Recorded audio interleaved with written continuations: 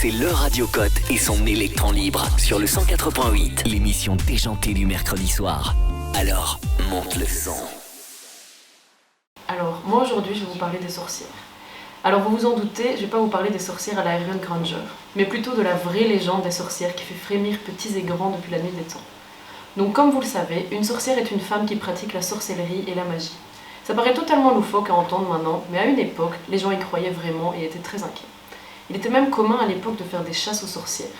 Alors c'est difficile maintenant de chiffrer les victimes de chasses aux sorcières, mais des experts sont quand même arrivés à une estimation de 110 000 procès en sorcellerie, aboutissant à au moins 60 000 condamnations à mort depuis la fin du Moyen-Âge jusqu'au début de l'époque moderne. Alors pour vous donner une idée, c'est comme si on décimait la ville de Maucron. Donc qu'on se le dise, c'est beaucoup. La dernière femme exécutée pour sorcellerie est Anne Goulding. C'était en Suisse en 1782. Anne Goulding était issue d'une famille pauvre et elle travaillait pour la famille du médecin Tschudi. Le médecin avait 5 filles. La deuxième, Anne Migoli, était victime de retrouvailles bizarres dans sa nourriture. Effectivement, des aiguilles ont été retrouvées plusieurs fois dans son bol de lait ou dans son pain. La rumeur se développa que c'était la nourrice, Anne Goulding, qui était coupable de ces faits. Elle se fit alors renvoyer de la maison du docteur. Dès le départ de la prétendue sorcière, la petite Anne Migoli tomba gravement malade, crachant du sang et des aiguilles de plus en plus chaque jour. Accusée de pratiquer de la magie noire sur l'enfant, Goulding fut arrêtée et envoyée à Glaris afin d'être torturée. Suspendue par les pouces, les mains attachées dans le dos, des poids attachés à ses chevilles, elle avoue avoir fait un pacte avec le diable. Le procès fut très rapide et Anna Goulding fut exécutée. À sa mort, la petite fille aurait connu un total rétablissement de santé, de quoi confirmer la théorie de sorcellerie. Dans ces nombreuses histoires sombres, on retrouve aussi celle de Louisa Maya, une fillette qui perdit soudainement l'usage de ses membres le 19 juillet 1598. Elle fut conduite à l'église afin d'être exorcisée.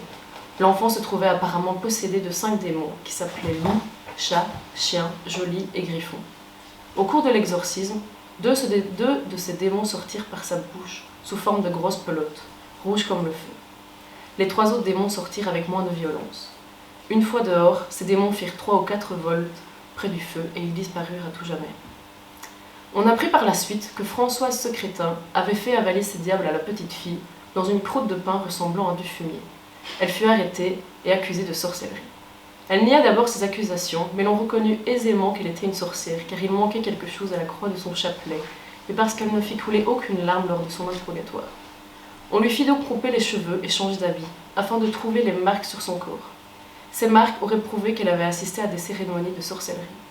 Elle s'est donc mise à trembler, et elle se reconnut coupable d'avoir envoyé les 5 démons à la fillette.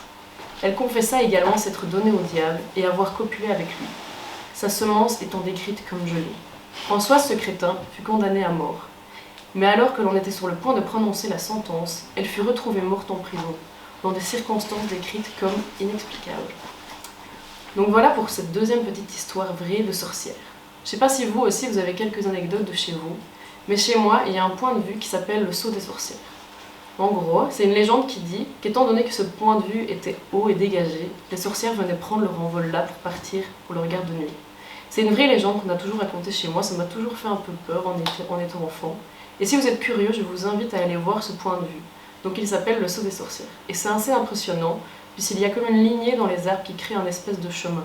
Comme quand on marche plusieurs fois un endroit dans l'herbe et qu'un chemin de boue se crée. Donc il faut imaginer les sorcières qui ont tellement emprunté ce chemin en volant que les arbres se sont mis d'une certaine manière pour les laisser passer. Alors on y croit ou non à ces contes de sorcières, mais ce qui est sûr, c'est qu'elles ont animé plusieurs de nos soirées au coin du feu. Beaucoup pensent, moi y compris, que les sorcières qui sont décrites dans ces nombreux contes sont en réalité des femmes banales qui ont commis des crimes.